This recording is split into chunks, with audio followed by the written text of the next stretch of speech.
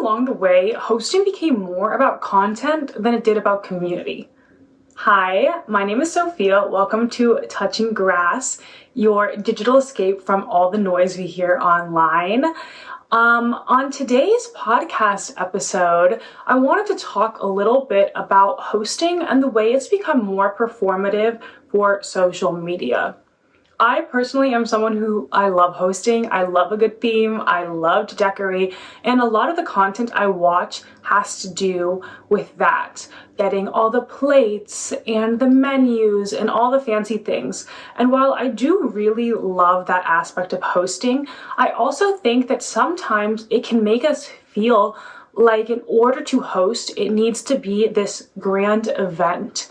And I think sometimes that actually starts to make us more lonely by preventing us from having community more often. Hosting isn't supposed to feel like a brand deal. And online, like I said, we see these spectacular things, but then it kind of makes you feel like you can't host as often as you want sometimes because it looks like this performance. And a common thing I hear online is people as adults talking about wishing that they could have more casual hangouts. And I remember being an undergrad, especially because everyone kind of lives in the same building. You can just knock on the door, people just hang out and do very, very casual things with each other. Now, I'm pretty lucky that I have kind of developed this with my own friendships where I have particular friends that I can run errands with. We can just hang out in the house and watch a movie. But I think that sometimes the reason people lack this is because they always think that hanging out needs to be a very big activity-based thing, and not doing it casually prevents them from having more connection. A little personal note about myself. I am half Costa Rican, and I have gotten to see a very different perspective growing up biculturally. I go and visit my family at least once a year in Costa Rica, and what I find very interesting about this whole hosting concept is how different it looks depending on what country you're in. Now, if any of you are also bicultural or from somewhere else, I would love for people to tell me what hosting looks like for them in that country. But in Costa Rica, the casual hangout is extremely normal. One of the really big things there is, first off, people show up unannounced all the time. And of course, this can come with pros and cons. It depends on how social you are and what you think about that. But a lot of people show up, they just honk, and you open the door and people have coffee. But even outside of that, it's really common that get-togethers just revolve around coffee. And I know here in the US, people go out for coffee all the time, right? Coffee has always been a center for conversation and community and connection all over the world. But there, what I think is interesting is just how casual it is, right? People don't need a fancy espresso machine to do this. They make drip coffee. They go to their local corner store and buy some bread, buy some coffee, cookies, whatever it is. It's very common for the guest to also bring this with them to have there. And I think the casual aspect about this allows you to have much more community. Hispanics, Latinos in general are very family oriented, very community oriented, and it's something I really notice in a big difference here in the US. People here who say that they are very family or community oriented, some people really are, but a lot of times the level that they are does not equate to the level that it does in other countries.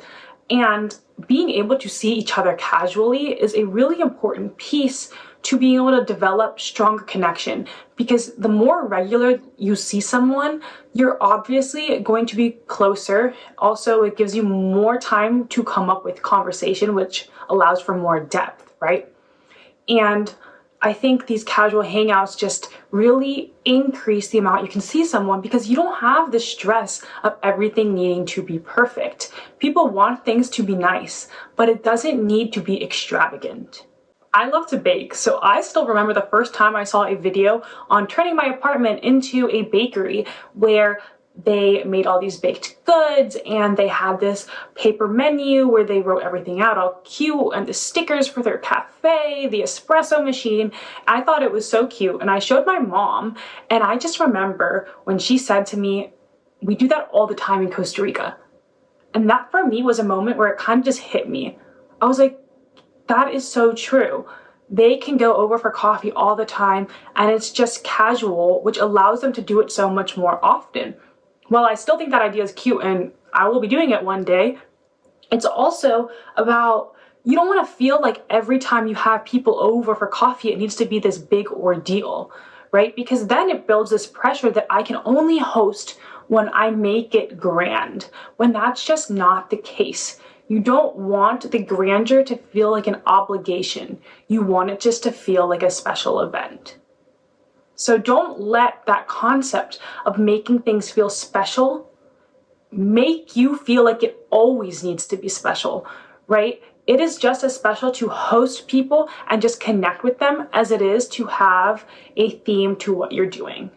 And like I said, I love hosting. I love a good theme. Last year for Valentine's Day, I did a heart-shaped pizza night with a bunch of girls, and I fully decorated for that, and I think that's great. But if you feel like you don't want to host because of that, that's where I think it becomes an issue, right? You don't always need the matching pajamas. You don't always need a theme to have a board game night. You could just have a board game night.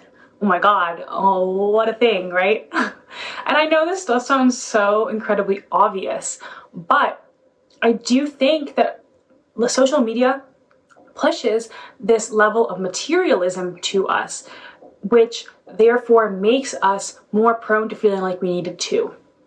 And as somebody who studied marketing, I'm very interested in that. It's interesting because we use social media for so much inspiration, but the thing is, social media is just one giant ad. And I say that because, yes, we all understand, right, that influencers have brand deals and they promote things. But what's interesting is even when the post is not a promotional or sponsored post, it is still all an ad. Think about it this way, right? You are starting a social media page, and let's say, well, we'll use hosting for this example, and you want to get sponsored, right? Think about how you would get sponsored. You need to post the things that you want to get sponsored for. If I want to get sponsored by a fashion company, by dresses, then I have to say, look, I'm hosting a tea party.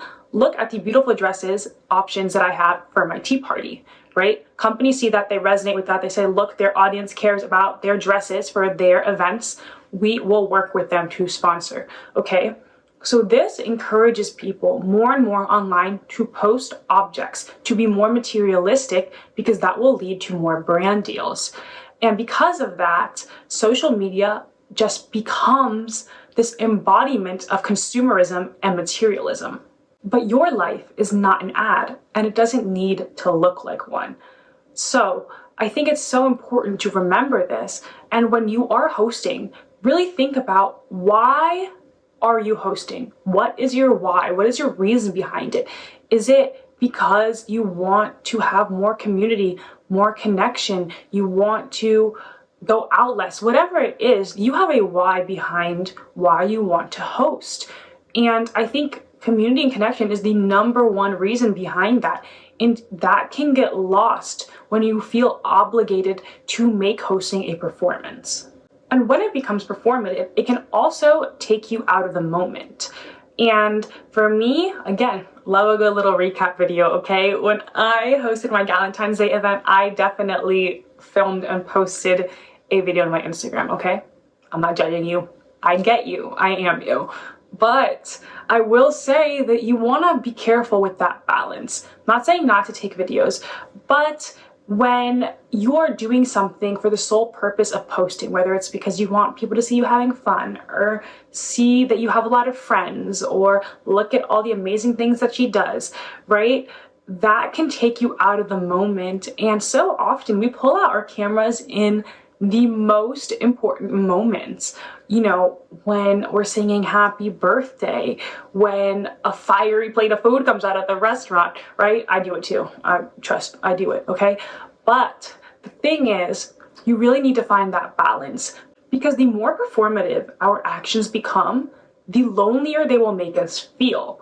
The whole goal is to connect with your friends. So just make sure that you're balancing yourself. One thing I try and do when I'm hosting is, if I have like the whole scape decorated and everything, is I will film the decorations and all of that before people come, so that once people are there, it's very minimal filming that I'm doing, so it's not taking me out of the moment, and also like not interrupting important moments in order to film, right? I want to feel connected. I want people to be having a good time, and I want to be a good host, so I don't want to feel consumed of getting that picture perfect moment and that distracting me from the moment, or feeling upset because I didn't get my perfect Instagram picture. I want to make sure that I am fully enraptured in the moment and enjoying it. So I really encourage you not just to host casually, but to also choose memory over footage. I think the other thing that happens when we see all of this happening online is that we feel like in order to host, we have to have a lot of friends. I see this a lot. I see people on the comments of people who are hosting say, I wish I had enough friends to do this. I wish I could do this, but if I invited people, I'm afraid nobody would show up. First off, people will show up. I promise, people love events. They will show up. But more importantly, you do not need a big group to host. You do not need a big group to make something special, okay? I get what you guys feel like, because I felt like that for the majority of my life. I never had a group of friends growing up. And even through undergrad, I had friends, but I never had a group that felt like it was mine.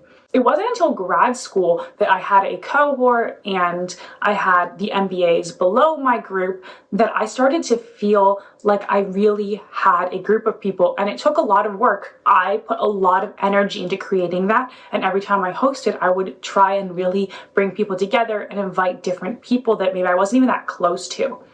But I think what's important also is that you don't need that. When I come home, I have like 3 friends, okay? I get it.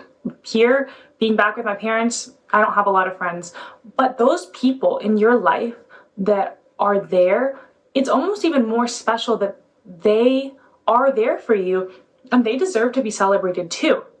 So don't feel like everything needs to be so extravagant. And if you do want something special, don't feel like you can't do that just because you don't have a lot of friends, right? For one of my birthdays and another one of my friends, of my like 3 of us, we still went out and did something. We did an aesthetic picnic. We had an art day where we brought out our paints and our snacks and everything and sat by the water, and it was very cute, very aesthetic. I've even done like cute outdoor activity days with just one friend, right? Hosting, again, is about connection. It's not about the amount of people you have in your life. It's about who you have in your life. And celebrating that and getting together and enjoying their company. You don't need to get lost in the mix to enjoy somebody. And if you're in a social mood, I get it. I'm that person too. I need the balance. I've talked about this in a lot of my other friendship videos. I'm someone who loves to do group activities and just bounce around and socialize, and I also love the depth of individuality. But if you are someone who wants to host a bigger thing and you feel like you don't have that many people, that's okay, okay? You can still do it. And you can just ask people to bring a +1 with them, and that way you can meet more people, you can get to know them. And I've even had times in my past where I invite somebody to something that I'm still kind of new friends with, and they bring people. And I've had the friends that they bring then invite me to other stuff, right? Hosting is such a great way to build community. And that's why I say, it's not all about the performance, it's about the connections you build. You can make so many friends from hosting just from asking people to bring a +1. You don't know who you're gonna find there who will be one of your closest friends later on. And then all of a sudden you have a group of people that you can kind of rotate around hosting, because I know hosting can be expensive and it can also be tiring if you feel like you're always the one doing it, which is also why I encourage this casual hosting, just bringing people together, because it is expensive and it can feel exhausting if you're the only one doing it. So spread the wealth, invite more people, and you never know, they might invite you too. Once you start getting used to casual hosting, it will allow you to see people more. And I think that is such a special thing, especially as you get older and become more of an adult. I'm 24 now, and people are working, people are in grad school, people are in relationships, people get busy, but the more casual, the more willing people will be to hang out. And especially post work, I think people get very tired, and that's why some people don't like to do things. But if it's not this big ordeal, then you get to see people more often and you can have fun. And even if you want it to be activity based, you can do casual activities with people too. I hear people say, bring back the casual hangout, but that starts with you. It starts with planning casually. It starts with being okay with just inviting people over and just chatting, right? Like I talked about in my story about Costa Rica, something that's kind of funny about the culture too, again, you can decide pros or cons, but a lot of people just hang out. They don't even really need to speak, right? Sometimes I'll have my family over to my grandma's house in Costa Rica, and we'll have coffee, we'll have some snacks, whatever it is, then people will go sit on the couch, watch some TV, and people just kind of hang out. Sometimes they'll be there for hours, it'll be the evening, and you'll have no idea when they're gonna leave, right? Pros and cons. But the point is that casualty is actually really special because it's just about keeping people company. And it's okay if people aren't talking the whole time. And I know that my example was about family, but this is pretty often over there in general where people just kind of hang out. People don't feel the pressure to speak all the time. They don't feel the need to always be doing something when they're with each other. It's just about that community. It's about keeping each other company. And I think that's really special. And it's honestly something that I have sometimes wished I had here in the US, because I have lived alone before. I have lived before with roommates, or like one roommate that I'm just not close with. And sometimes it can get lonely when you go home and you're like, it's not that I want to do something right now. I just want someone to spend my time with. I just want to hang out with someone. I think that's honestly one of the reasons why some people jump into relationships, but you don't need that in romance. You can find that in friendships. You can have people who just hang out casually.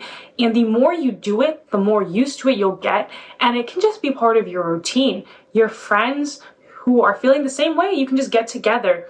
That's why I say hosting doesn't need to be big.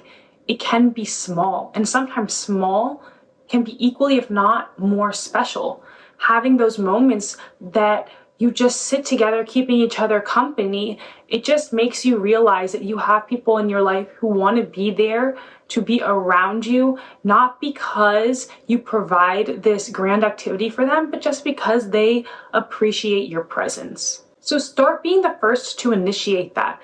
You don't need a fancy invitation. You can just shoot a text. Start getting used to having people over and just chilling together, just hanging out together, just making people feel less alone.